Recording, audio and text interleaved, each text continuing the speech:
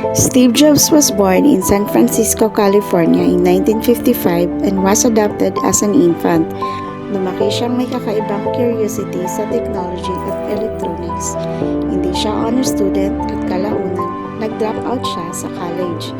Hindi dahil kulang sa talino, but because he wanted to explore learning on his own way. Habang nag-struggle, nakikitira at naglalakad ng malayo para sa libreng pagkain.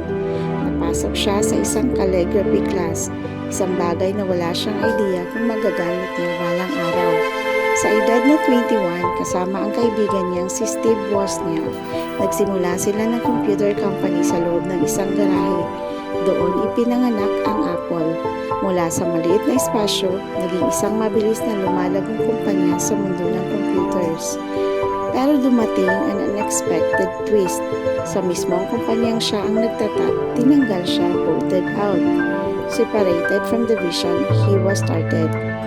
Pero imbis na sumuko, Steve Jobs built something new.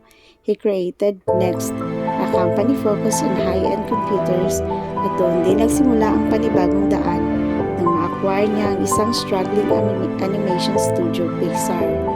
Pixar produced Toy Story, ang kauna-unahang full 3D animated film in history, nagbukas ng panibagong panahon sa animation. Ang success na yun at ang innovative vision ng Next eventually led Apple to bring Steve Jobs back to the company he was once lost.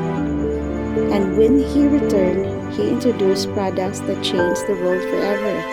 iMac, iPad, iPhone. Technology, communication, music, mobile phones, never the same again. Steve Jobs didn't just design devices, he changed how people live, work, and connect. Moral lesson, minsan ang pag-alis sa isang bagay, hindi ibig sabihin tapos ka na, pwedeng doon ka palang magsisimula. The world may delay your success, but it cannot deny your purpose. Your struggles today might be the foundation ng breakthrough mo bukas. Rejection is not the end.